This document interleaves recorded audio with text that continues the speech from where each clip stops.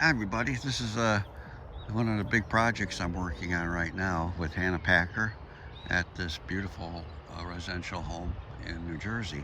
There's Anna Maria, my wife. She's going to be managing the nursery. These are the plants grown by Kirk Blumel's nursery in Maryland. So I'm just looking over the nursery. I just got here and we're kind of looking at all the plant material and deciding right now how we get it up to the garden site. So we're looking at how we're going to put them in a possible pickup truck. We have to drive them all the way up to the top planting up by the road.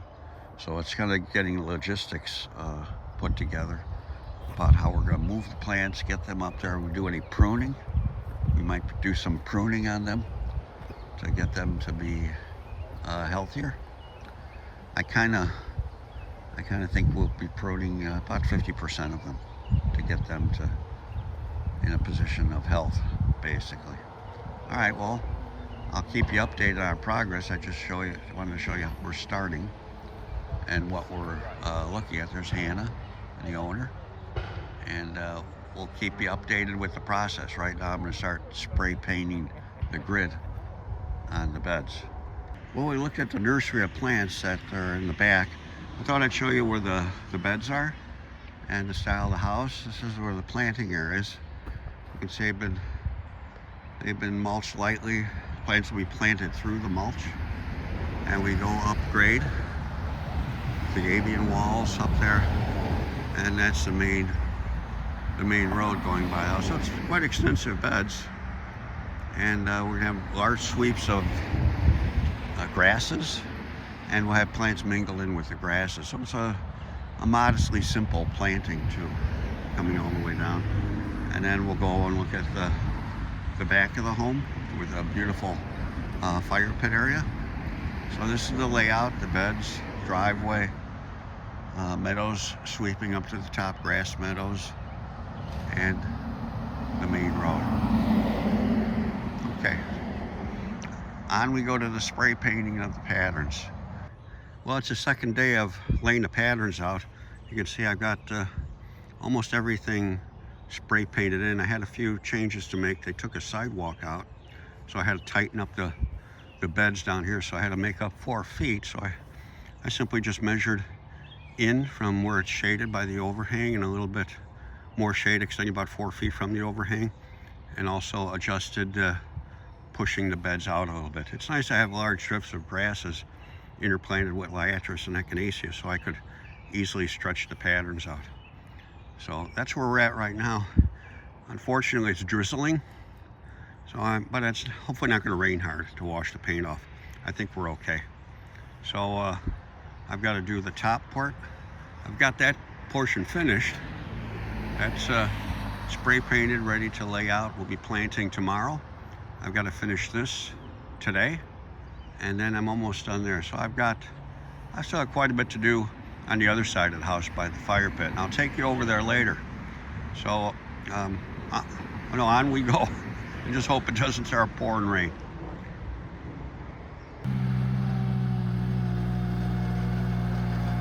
Here come the plants. Got a nice efficient way to bring the plant material up. And Anna Maria, who's coming up there, she's going to do the scatter plants, and that's John, the owner. And we're all having fun and figuring things out. So off we go. Well, it's about 6 o'clock in the evening. We're wrapping up the day today on Sunday. We've got all the plants for the scatter plants up on the ledge there. Those will get laid out first thing in the morning when the planting crew shows up. We've got everything flagged and labeled. Hannah and Anna Maria have been doing a terrific job bringing plants up. John, the owner, has been bringing plants up in his wagon. So it's been a collaboration, good collaboration. We're moving head forward. There's been some readjustments on some of the areas spray painted where we're getting at. We're getting everything coordinated, so tomorrow when the planting crew shows up, we can start getting the plants in the ground. So all in all, we've had a good Sunday, I think, and everything's in position to move forward on Monday when the group shows up to start planting. So we're very excited. I'm taking a minute to stand in the shade. You can see the slope we're on. It's It's not the most exciting situation to work on a slope, but you get a good workout. I guess I can't argue about that. It's exercise. Anyway, they're doing planting. We're laying out the patterns. You can see the patterns are all laid out. I'll show you later how I do it, and I can only share with you the things I do. I'm not telling you any of these things are the right way to do anything. This is what I do, and then I can show you the outcome of my actions, and then people can see what makes sense to them, and you glean off of what everybody does and create your own signature. The only group of beings that will really matter are how well the plant's going to live and perform together socially. That's the end result, is the performance of the plant socially, and can they be cared for in a modest way. So you can see down there we've got plants laid out. That group is crystal blue. It's going to be with Cecilia John Greenlee going all the way up the hill. So I think we're gaining on it. It's a large site, and those are the gardens in the back that we'll be doing probably by Wednesday or Thursday. All right, I'll keep you updated. And remember, I'm just showing you what I do. That doesn't mean everybody has to do everything the same way. And if we did everything the same way, we'd be wrong 70% of the time if we did that. So you create your own signature, folks. Hi everyone, it's midday on the second day of planting.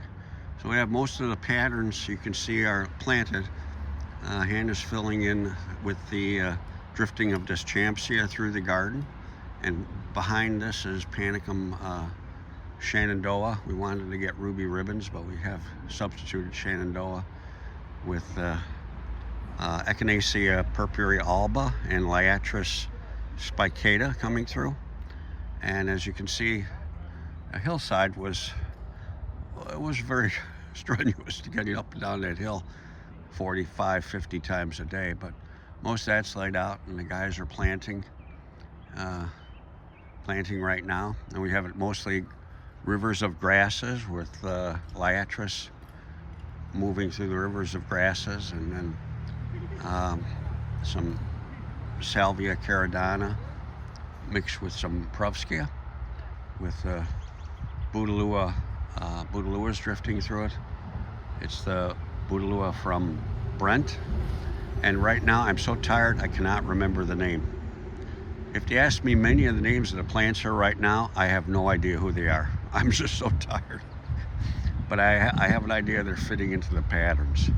So that's okay not to remember everything. It's a good human quality to kind of relax your brain and just keep physically moving and putting things in place so they fit the pattern. I thought I'd show you quickly at the top of the hill. Here's the main road going through town, and you can see the house is way below grade, and it slopes down quite a bit. And this is the top. It's mostly Sprablus heterolepis, Sprablus aroides, Eragrostis spectabilis, and I just have rivers drifting down through the side and kind of on angles with each other, and each one has Rhingium blue glitter, Echinacea pallida, Hula dancer, Liatris aspera, and mostly Liatris aspera through here, and Coreopsis palmata in islands, and then Salvia caridana down below, drifting down through the Eragrostis spectabilis. So I think it'll look pretty good. It's very simple. It's not really complex. Like I said, rivers of grasses offsetting each other. And you can see the back planting. We'll be starting that tomorrow. We'll finish through here today, and then you can kind of see the lower planting in front of the house. So it's a lot of fun, and it's also a lot of stewardship, a lot of care will be given to this. But once the plants fill in, I think it'll be very dense, and they're all able to share light resources well. So I think it'll be it'll be time to care, but not what most people think would be overwhelming if we can find good cultural gardeners, and basically simply people that know the plants and have a Dutch push hoe. And I think it all can work out very well. Bouteloua honeycomb. See, if I think long enough, I could come up with a new one from Brent. Bouteloua honeycomb has a little more durability to heavier soils. Here it's going to get plenty of drainage, but it still has durability in the Midwest towards heavier soil. So you give it a try. Bouteloua honeycomb. We're at day 1, 2, 3, 4, day 5. Plants are all laid out, but let me show you something. When you lay the patterns next to each other, I had to take out some of the Dischampsia Golta because they can't be close to the edge. You need to give the Monarda a chance to grow out, and the Dischampsia, so you put about 18 inches between your patterns. At least that's what I do. I can't speak for everybody, but I try to give space between the patterns, see, for the plants to fill in. The Cecularia were right up against the Salvia, and that creates too much competition as the grass grows for the Salvia to flop in, and it'll be too tight. You want to leave room between patterns for them to grow into each other, not to overtake or shade out each other. It's all about competition. So I went along, see how I cleaned the area? I cleaned all that out and provided for fair competition for each young plant to establish. I'll show you up here too. See, I'm going to take this out. You see the tightness here along the salvia? You see the grass is a little too tight. And over on this end, see the tightness? They're almost 12 inches apart. I'm going to create a 15 to 18 inch window so each plant can have room to move into each other. Okay, that's just a little, that's just what I do. You guys create your own signature. You look at things your own way. All you want to do is provide equal competition for the young plants so they can fill in and collide well with each other in a healthy way. All right, thanks.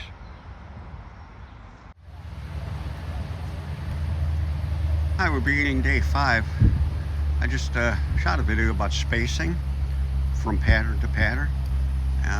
So the guys are planting, they're breaking up some compacted ground up there. See, next to the porta potty, that was where the driveway, they got to break that up. They're bringing soil, and Hannah had them do that, which is excellent. So we've got everything laid out here, and they'll be working their way down the hill, finish the hillside planting. And when they're completed with that, we're waiting on Bouteloua honeycomb will be coming in about 3 weeks. So all the gaps you see are Bouteloua honeycomb. See over here drifting up the hill, and that's with Salvia caridana. So I think it'll look pretty good. And like I said, it's just what I'm doing. So it's what I mentioned it earlier. You create your own style, but yet you have to be sure the plants can understand how to relate to each other as they grow in from youth to maturity. And also be aware that you need gardeners here. It's very difficult to hire a landscaper to come out and understand how to care for these children. So you got to find gardeners. We need gardeners, and we need to pay gardeners too. But if they're paid higher, it's my editorial as I phase out and get back to work. If you pay them and they know what to do, your costs go down because the plants contribute to their own well-being when they mature. And a gardener understands that, and a gardener knows that, and a gardener loves knowing that. So bless their hearts, we need gardeners. And we need to work with them so they understand good stewardship. That's the end of my editorial. I'm going to lay out Panicum Shenandoah right over there. Well, we've ended the 5th day. We've got the sprinklers on. Got the planting done on top of the hill and the side of the house. So I'm very excited. Got a great crew, got a lot done, I think. And tomorrow we're going to finish the back of the house. And I'll fill you in on some of the patterns. We can look at the plan and go over planting and spacing. I think will be something good to discuss. So I'll show you how off the plan that I came up with, how we measure the site and how we lay the plants out tomorrow. So thanks for being around, and I think things are shaping up. All right, have a good evening. See you tomorrow. Hi everybody, Roy here. We're finishing up. It's the 7th day. You can see Hannah is inventorying the plan. We had some changes on the plan. She's creating the changes to put on the plan, the final plan. So you can see we got the planting done. And the cool part is we're here with Isaiah and Ben, and they work. Who do you guys work for? Tell me the story about your company. And We work for a company called Pennington Gray based out of Westchester County, New York. And we sort of take on a bunch of different projects, be it through garden designers, landscape architects, and we do a little bit of our own design as well, but this is our first project with Roy.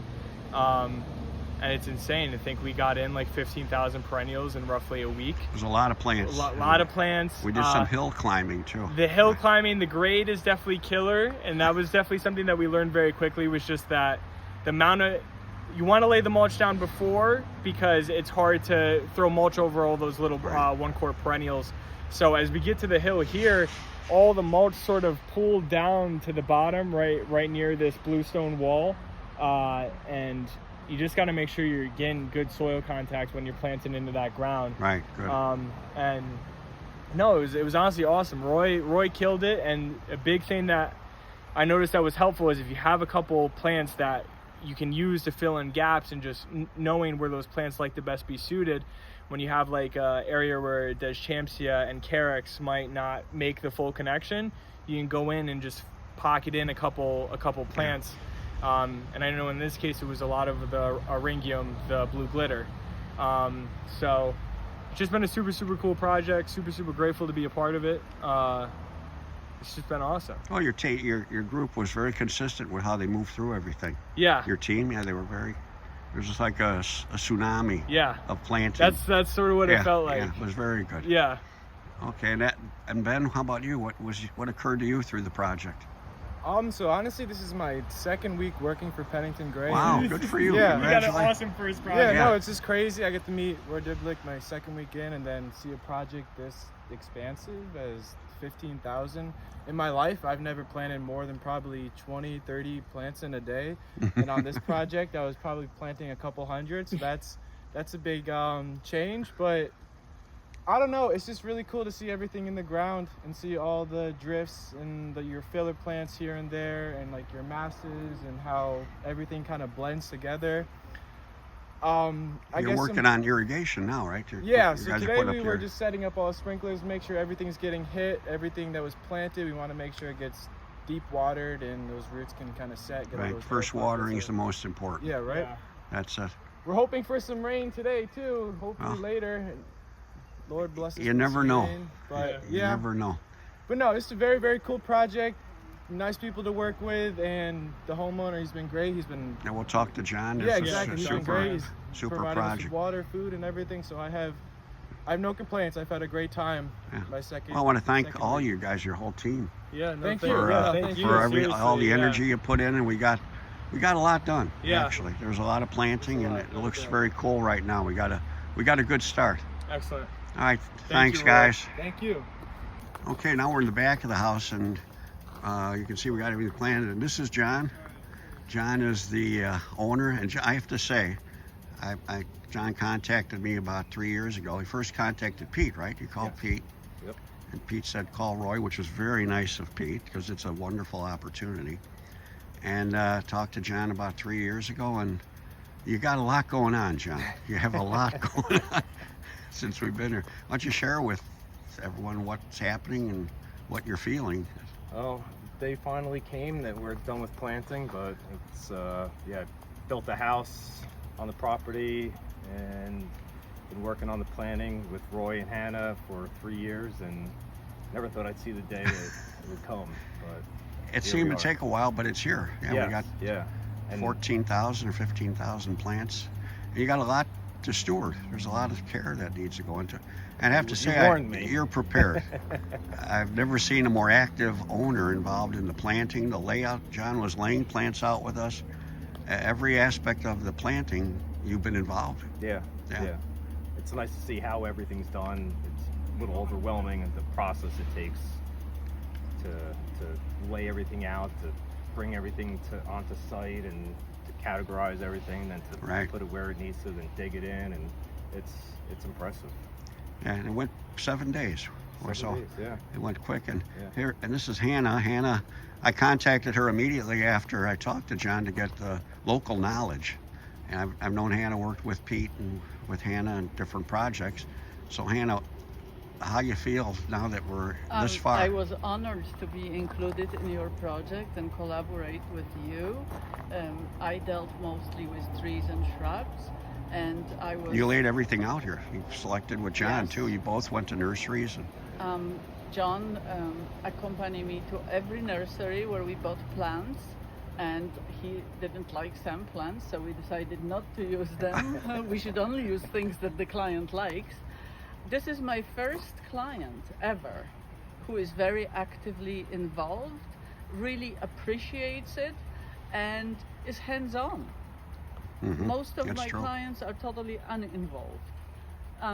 So it was an amazing process working with you. Of course, pandemic didn't help. No. Everything was slowed down. Right. But right. the house is finally built. John is moving in a month's time, hopefully.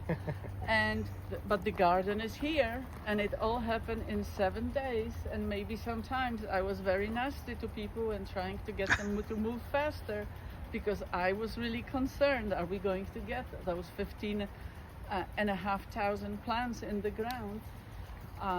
The crew from Pennington Bray really came through, and all is planted and done. And today we finished really at 1 o'clock in the afternoon. Now we are just documenting with Roy what plants went where, because of course Roy decided we had to be field very adjustments, creative. right? We had some field adjustments. adjustments. A lot of field adjustments to My make. fault. And but it worked out. We got extra plants, and I want to thank. Anna Maria's not here. My wife ran the nursery, and She was wonderful. she took care of a lot of loose ends, and she spoke wonderful Spanish to all the guys that did the planting. She was a good communicator and got everybody kind of working on the same page. So I don't know. Is there anything else that occurred or anything? No, I'm just grateful It's just- you Are took on you my happy? project. I'm ecstatic. I'm nervous. I'm scared. You shouldn't. Okay. Well, We I will can't help wait you. to We have will. a glass of wine and enjoy it. and hope for rain tonight. Hope for Maybe rain. get a half-inch of Yeah. rain or We so. were also very lucky that in the beginning of this installation, the weather was beautiful and in the great. 70s. Yeah. Not like today, we are dripping from sweat and it's 90 degrees. But Right. it really helped. Well, I guess I'll wrap it up. Thanks, John, for the opportunity. thanks This was a both of you. super opportunity. Excellent. Yeah. Thanks, Anna, for all the help too, Thank and all you. the contribution. And thanks, Anna Maria, for putting the plants in order so we could find them and get them out here. All right, everybody. All right. We'll talk to you soon. Thanks. Thank you. Bye. I am cutting back. This is Stakey's. You can see the nursery. I took you through a tour of the nursery earlier, but I'm cutting back the Stakey's, and people think, well, you're cutting all my color off.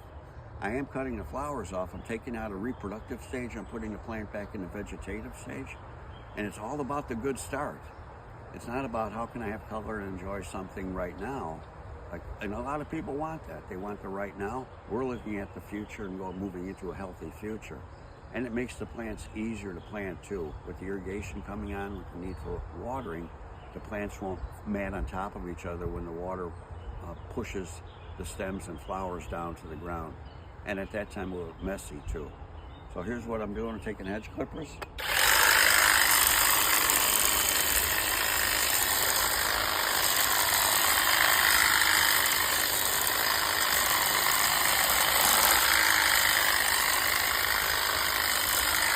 And then you get a rake and you rake all that off. Well, here's the plan for our New Jersey project for the residents. We had it completed. I thought I'd go over some of the patterns and also some of the challenges that they occur, you know, when you're doing a project. So let's go over the challenges and changes first. When I got there, the 5-foot wide walkway was removed, so that didn't go in, just the walkway from the driveway to the house. So I had to come up with some way of consuming 5 feet wide and almost 40 feet long and change the pattern. So I had a lot of pattern changes here and stretching them out a little bit and stretching this one to here. So I had to make sure I had enough plants. And I did, because then I had to change the patterns up here so I could stretch this over to here. So I'll go through that process with you. And then on the slope, this was the slope that was challenging to walk on, but you could walk on it. So it wasn't that, it was steep, but not steep that it inhibits it from being cared for. We lost about 6 feet here.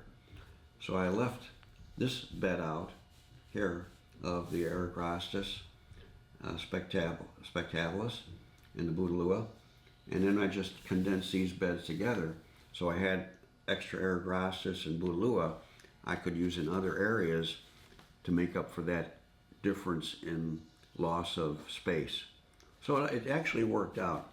It's really adaptability. How can you adapt to these changes? First you get concerned and you go, wow, now what am I going to do? And that's a natural emotion. And then you're standing on a slope, which kind of makes it a little more irritating because you're not on flat ground. And then after a while, it all comes together. Once I laid this bed out, this became more Eragrostis spectabilis, a larger drift of it. And it curved around here. Then this became a Bouteloua in here, honeycomb from Intrinsic Gardens. So I'll just show you this one part here. Within the Eragrostis spectabilis, we did large drifts of grasses. There's a Salvia caridana and Coreopsis palmata kind of scattered through both of the grasses. And then the Bouteloua honeycomb, I mixed with Eryngium Big Beauty, I think, right through here. So we had Eryngium through here, again with the Solidago or the Salvia caridana and the Coreopsis palmata. And I carried those drifts all the way through here and then started mixing them up with Amsonia butterscotch. So on this slope I had 1, 2, 3, 4, 5, 6 groups of Amsonia butterscotch, and the grasses went from Eragrostis spectabilis going to Spiralis aeroides mixed with Liatris aspera. And then we went to Muhlenbergia, what's Muhlenbergia? River Kochai, which I've never used because I can't grow it in Wisconsin, but it does well in New Jersey in this location. And mix that with Limonium latifolium through here. We had Limonium going through here. And then little groups of Panicum heavy metal scattered through here also, going into a bigger group of Panicum heavy metal right here. And we transition into shade here with the Provskia triplicifolia, the species, because it's taller and wider, and it would just be even with the Panicum heavy metal or just above it. So you'd see clouds of blue just above it, and you'd see a lot of Provskia. As the Panicum heavy metal grew, it would cover up the view of the Provskia, but you'd still have the blue flowers above the Panicum heavy metal.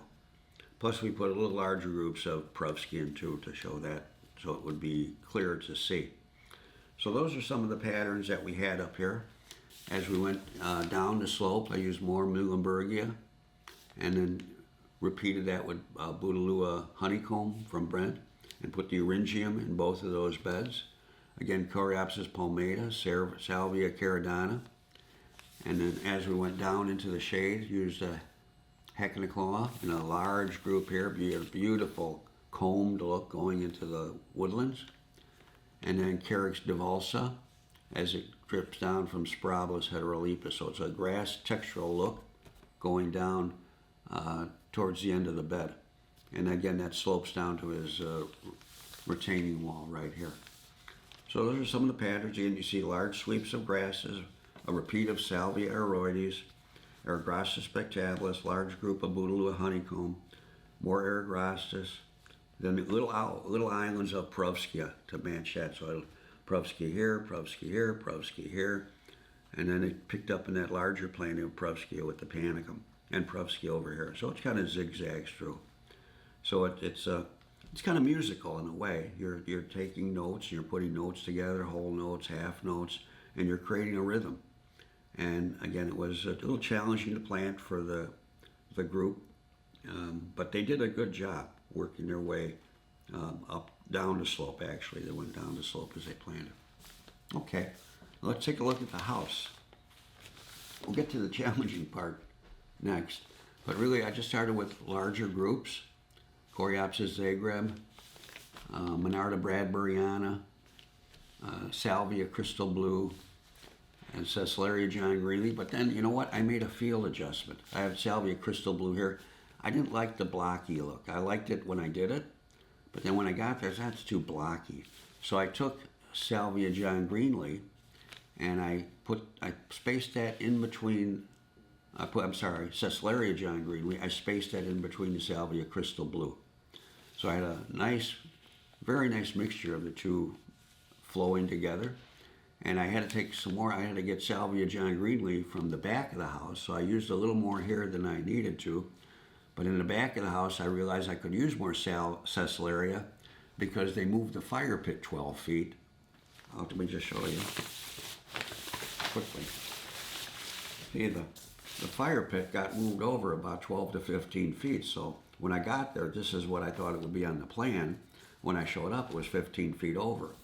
And that changes quite a few of the patterns. And I explained to everyone, I said, you can't, like a Monet painting, say the haystacks, take something you like out of that painting and put it into a Rembrandt painting. It's not going to look good. There's not going to be any continuity. It's just going to look like, what in the heck did you do that for? So when this slid over, it did change all the patterns. So there's quite a bit of field adjustments to do on this side. But I did have the extra Ceslaria, so that allowed me to have the mingling up here. And I have Calamintha nepeta subspecies nepeta here, and that is in groups all the way along the driveway. Stakes Umalo, Geranium Tiny Monster, Spiralis aeroides picking up from over here. And then what I did with the Spiralis aeroides, again because of the other side, I used a little less Spiralis aeroides here. I needed it on the other side. And I put groups of crystal blue, which I had up here. I blended them with the Spiralis aeroides as we went up the hill. And I had large groups of Calamintha here, here, and over here. So there were big groups of that, and then more Spiralis aeroides through here. And then a little group, as we turned, of Ceslaria John Greenlee. And then we did some adaptability down here. I started by putting some penstemon dark towers through here, and here, and here. And then you'd see it down here in the garden, so you're visually, when you pull in, you'd see dark towers, and then you'd see it in the lower part of the garden also. It's repeated. And again, in the lower garden, where there's a lot of more moist soil here, the home is below grade, or at grade, but the road is about, 15 to 20 feet higher as you weave your way down. So the soil has a little more moisture content here. So I used this Champsia Gold Towel, just made a river of that through here, picked it up again through here, and then followed along, which the walkway is gone now, followed along through here, and I just tied these together and then left it a clean look. I wanted it to be a clean look of this Champsia going all the way through here. And then mixed in some groups of Amsonia Butterscotch, Salvia Wisui over here. And this is Spiralis heterolepis through here. And, excuse me, I added Liatris through here, Liatris aspera through here. And then I put Liatris aspera with white coneflowers with Panicum Shenandoah. They didn't have ruby ribbons, so we used Shenandoah. So tall Panicum, or tall Echinacea albas mixed with Liatris aspera through here. Then picked up a clean look of Spiralis aeroides and a clean look of this Champsia. And in the back, I use more at Wisui. There's the Penstemon digitalis, Coreopsis, Zagreb. I changed Zagreb to Electric Avenue. It's a little taller, and I put the Zagreb in the back. Again, I could do that because the fire pit was moved 12 to 15 feet, so I had flexibility. And then Agastache Blue Fortune and Coreopsis tripteris, and I repeated Coreopsis tripteris over here. And over here we had Carl Forster picked up with Agastache Blue Fortune and more digitalis, Penstemon digitalis dark towers. And then I put in a vertical, a see-through grass, Molinia Heidenbrot. And I repeated the see-through grass. It gets around 5 feet tall, but you only see, it's about 2 feet of foliage, and the rest you see through. It's very vertical. I have that coming through here, here, and then I changed some. I repeated it over here in this area. And and there's more Amsonia, no, I'm sorry, Echolea marmalade. I put marmalade here and marmalade here. So I had that repeated in 2 groups. And in the field adjustments, I stretched it a little bit, going this way, so you'd see it from this side of the building or from the neighbor's side, so it had more continuity. Sometimes you don't always worry about the homeowner. You worry about the view from here, so you have continuity of vision. Even though the neighbor's seeing it, it felt right. I guess that's the only way I can say it. It just felt right to stretch it around here. And what we did with the walkway, we took the plants, the sedges, Galenia, and Veronica lightsaber. It's a very vertical Veronica, about 3.5 feet tall. And instead of a group, I just stretched them out. I put sedges in between them. So I had enough sedges, and then we're going to bring some more sedges in to fill in the holes we had. So I just stretched the groups out, each one of those. And then also down below where we had the gaps, we're putting in a Stilby Vision in red. So there'll be islands of a Stilby Vision in red mingled with the sedges here. And also I had Hecanochlea back here, more Hecanochlea back here, and Digitalis lutea. So again, stretch that out, put sedges in between. So the sedges actually created a good solution. Even though he has to get a few more, he understands that, because we did lose 5 feet of driveway. We lost about 40 feet of linear space. So it really all works out. Like I said, the first thing you do is panic. The second thing you do is take a look around and have some iced tea or something. And then the third thing you do is you come up with a solution, and basically it was stretch it out, and in the shade part here, fill those gaps with sedges. And I think it actually is going to look better. So let's take a quick look at the back where we had the 12-foot move. So this was pretty cool. I mean, when he moved it 12 feet, I go, okay, I got all this space here, and then a walkway went in here, and this walkway was eliminated. So that offset each other. That was no big deal. We knew there was one there, I knew there was one there. Move it a little bit, it did disrupt the patterns, but these patterns all worked out. Again, I just stretched them more this way. So everything going this way worked out, and I gained some Cecilia John Greenlee a little bit. I didn't need as much as was here, so that's why I moved it to the front. So on this side, I had Melinda Edith Dudsis, this big group here, with what I have. Hold on. Yeah, with Edith Dudsis, with Sparablis aeroides. So the Molinia, I was able to move it a little this way. You see, instead of this is Carex humilis. So I gained the sedges here. I moved it this way. Those Carex humilis, that went to the front of the house. So slid this way, had the island of the river of Molinia Edith Dudsis going through here with Eryngiums going through it. All blue, Eryngium going through here, blue glitter through there. And then we reduced the size of the Carex humilis by quite a bit. And then I took that, and I took the Cecilia John Greenlee and blended the humilis and John Greenlee together. I think it looked pretty good all the way through here. So I took Cecilia Greenlee, Allium Summer Beauty, Calamintha nepeta, subspecies nepeta, and just mingled that through here, then kind of stopped and just had a nice run of Cecilia and Carex humilis. Like I said, I gained this much Carex, which I could take to the front of the house. So it all works out. And if it doesn't work out, it's going to be November in no time, and no one's going to care anymore. So I wouldn't even worry about it. If you take things and carry them with you for the rest of your life, good luck to you, because you'll have too many issues to deal with. And then here we just created patterns of, again, I cut back on John Greenlee, and I tightened these patterns up a little bit, but there were groups of Panicum, Shenandoah, group here, group here, group here.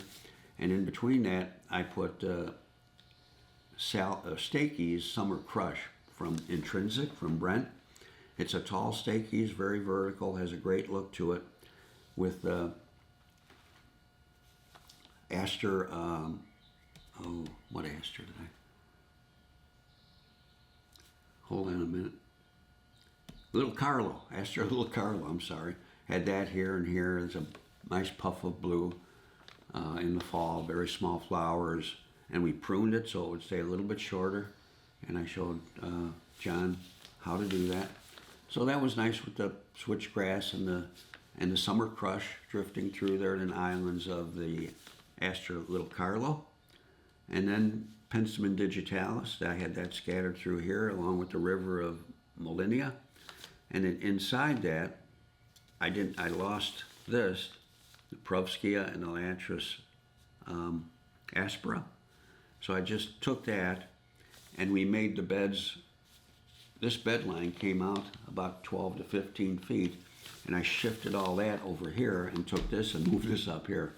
That was Sprabolus heterolepis with Liatris. So I took the Provskia, mixed some Provskia at the beginning of the Sprabolus up here, and we took this bed with the Provskia that we lost because of the fire move. I took that, I put that up here, put the Liatris through the Sprabolus and the Provskia, then put a few Provskia within the Liatris.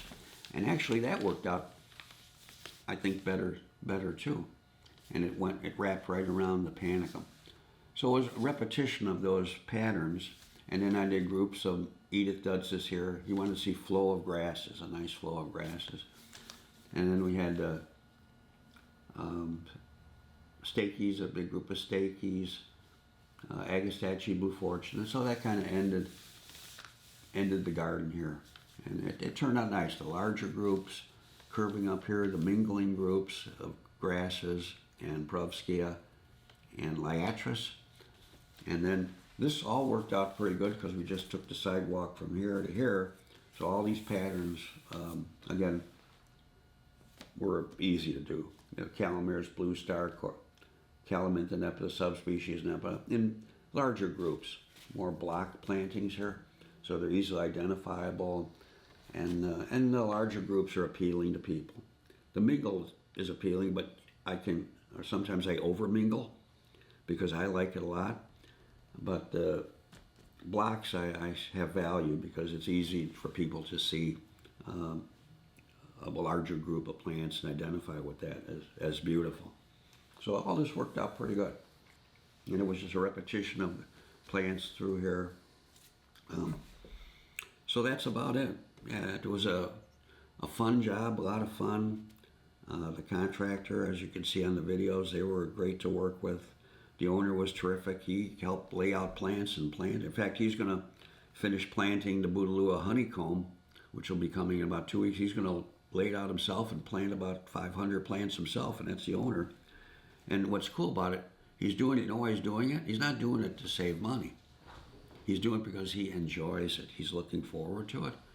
And I think when you look forward and enjoy something, no matter what, even taking out the garbage, you could be taking out the garbage from your house, and it might be joyful because of all the things you get to see on the way, and you can walk by slowly in your own backyard. Appreciate the apple tree, the pear tree, you know, how the hedge was pruned, a bird flies over. There's so many little things to notice in life that if you don't pay attention, all these things will just not be available to you, and you'll actually suffer emotionally because you'll be caught up in, do I have to rent another storage locker because I got too much stuff? And that's not a way to live. Okay, thanks everybody. See you later.